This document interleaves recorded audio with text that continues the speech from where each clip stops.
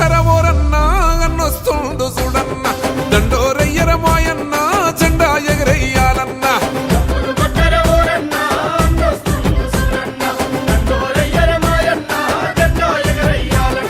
మెదకు జిల్లా పల్లె పల్లె జనం మెచ్చినోడన్నా మైనం పల్లి రోహితన్న కదిలి వచ్చినాడన్నా నేను అడుగుతా ఉన్నా, ఒక్కటి కూడా ఎవరికి ఏం వాళ్ళు ఇచ్చిన చరిత్ర లేదు అని చెప్పి తెలియజేసుకుంటా ఉన్నా.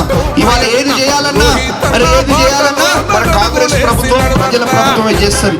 10 ఏళ్ళు బీఆర్ఎస్ వాళ్ళకి అవకాశం ఇస్తే ఇంటింటికి ఉద్యోగం ఇస్తామన్నారు దొంగలు.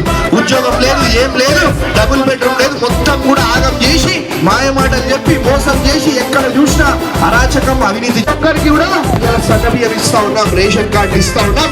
కరెంటు బిల్ కడుతున్నారు ఎవరన్నా?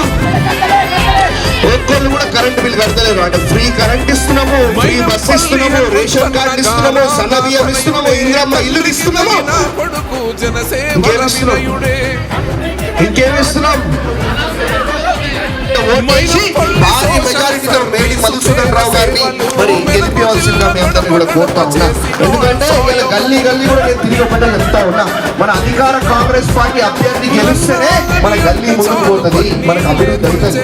వాడో వీడో వస్తే వాళ్ళు వ్యాపారాలు చేసుకొని పని చేస్తుంది, వాళ్ళు జేబులు పెట్టుకొని పని చేస్తుంది, వాళ్ళు దోచుకొని దాచుకొని పని చేస్తుంది తప్ప మనకేం పని చేయరు అని చెప్పి మీ అందరూ కూడా తెలియజేసుకుంటా ఉన్నా. కాబట్టి ఇలా బ్రహ్మాండంగా 3.5 కోట్లతోటి 9వ వార్డు అభివృద్ధి చేసుకుంటా ఉన్నాం. అన్ని టెండర్లు అయినాయి, అన్ని బ్రహ్మాండంగా ఫండ్స్ వచ్చినాయి. ఈ ఎలక్షన్ కోడ్ వల్ల పనులన్నీ ఆగిపోయినాయి. ఈ ఎలక్షన్ కోడ్ అయిపోగానే మరి మీ కొత్త కౌన్సిలర్ మేడి మధుసూదన్ రావు గారిని గెలిపిస్తే మరి అన్ని అభివృద్ధి కార్యక్రమాలు కూడా యథావిధిగా కొనసాగుతాయని చెప్పి మీ అందరినీ కూడా మరి మనం చేస్తాం.